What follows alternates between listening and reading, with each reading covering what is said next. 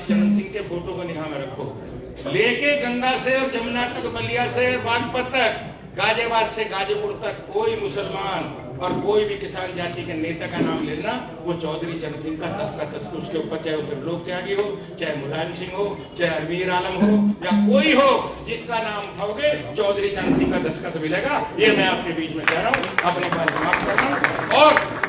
और फिर एक बात कह रहा हूँ, वो सवाल में कह रहा हूँ, जितने भी नौजवान इस देश में राजनीति कर रहे हैं, ये समझ लेना, मैं एक बात आपके साथ कह रहा हूं, सामने कह रहा हूं, मैंने चौधरी चरण सिंह के चरणों में राजनीति की, 35 साल अजीत सिंह जी के साथ काम किया।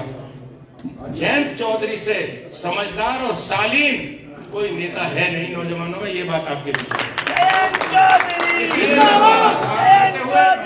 आवेदन कर रहा हूँ कि आप इनके आने का, मेरे निवेदन का, प्रमोद भाई के आवेदन का सम्मान करना। बहुत बहुत धन्यवाद। जय हिंद, जय भारत। अब आपके बीच अपने विचार रखेंगे चौधरी जयंत जी। भाई एक बार काम कर लो, पहले को नारा बोल दो, जयंत चौधरी जी जिंदाबाद। चलो भाई ताली बजा के स्वागत करते हैं। ये बात ठीक है, चुनाव का वक्त है, दिन छोटे हो गए, आगे भी कई गांव में जाना, बहुत कार्यक्रम अभी बच रहे हैं, जैसे त्यागी जी ने कहा। मैं तो आपके करीब आना चाह रहा हूँ, ऊपर आ जाओ, सबको नहीं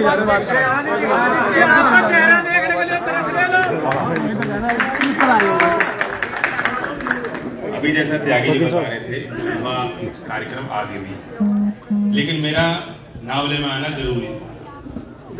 बड़ा गांव है, प्रभावशाली गांव है, और कई नेता भी इस गांव के हैं, तो बहुत उम्मीद लेकर हम आपके बीच आए, और दूर दूर से हमारी पार्टी के और हमारे सहयोगी दल के नेता भी यहाँ आए।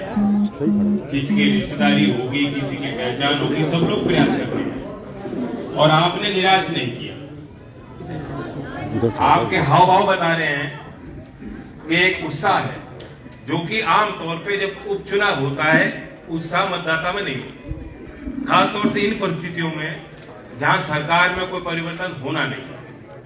जब बड़ा चुनाव है, 403 सीटों का चुनाव होगा, तो मैनिफेस्टो जारी होगा, कम से कम 6 महीने 8 महीने पहले से प्रचार शुरू हो जाता है, संभावित प्रत्याशी मेहनत करना शुरू कर देते हैं, और काफिला बड़ा लंबा चौड़ा चलता है पूरे प्रदेश में।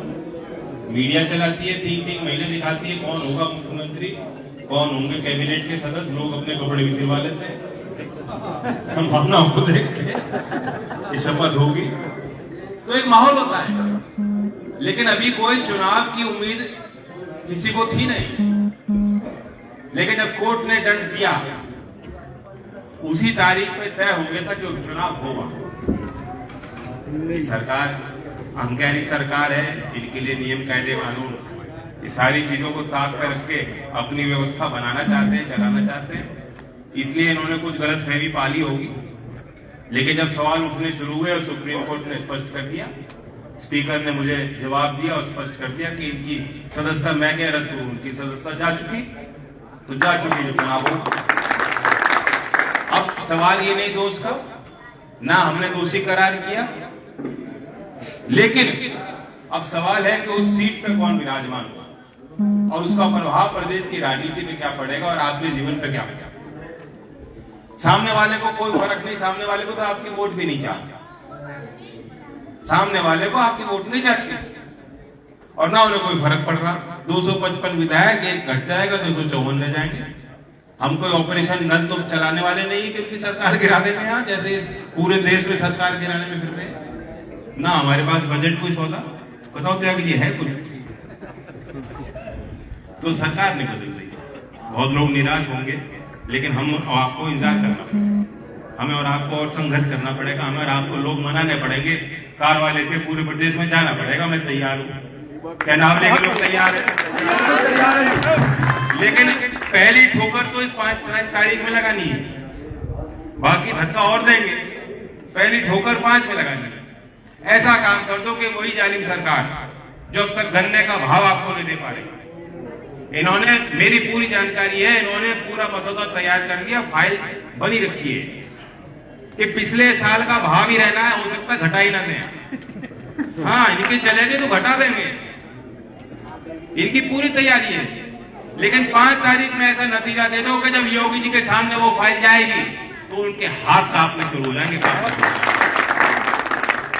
और कोई हमारे पास कोई मुद्दा नहीं, हम यूथ की बात करेंगे, हम तरक्की की बात करेंगे, किसान की बात करेंगे, हमें और कुछ नहीं आता, हमें और कुछ नहीं चाहिए। आप मुस्कुराते रहो और सामने वाला क्या करेंगे, उनके पास भी कुछ नहीं, इनके पास कोई रिपोर्ट कार्ड नहीं, इन्होंने इतने वादे कर दिए और सब झूठे साबित हो रहे हैं। अमित शाह जी आए थे, उन्होंने कहा था कि किसानों को 5 साल में बिजली का बिल नहीं आएगा, 5 साल में किसानों को बिजली का बिल नहीं आएगा। अब मीटर लगा रहे हैं तो गांव के लोग विरोध कर रहे हैं, क्या करेंगे। उत्तर प्रदेश में, उत्तर भारत में सबसे महंगी बिजली हमारे यहाँ है। दूसरे अपने पड़ोसी राज्यों की तुलना में आप देखेंगे तो आपसे बेहतर स्थिति में वहां के किसान, वहां के ग्राहक आम उपभोक्ता पे वो भार नहीं जो हमारे यहाँ है।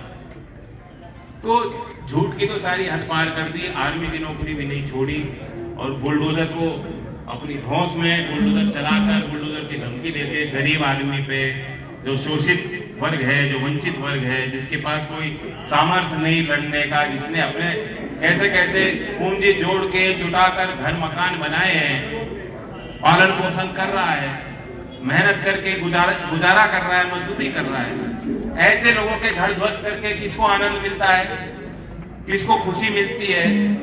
क्या नियम कायदे कानून सबके लिए एक बराबर नहीं? क्या देश के बड़े बड़े शहरों में जाके आप देखेंगे बड़े बड़े मकान इमारत बन रही है, कागज है किसी पे, लेकिन आपको जांच करानी है, पूरे प्रदेश में जांच कराइए।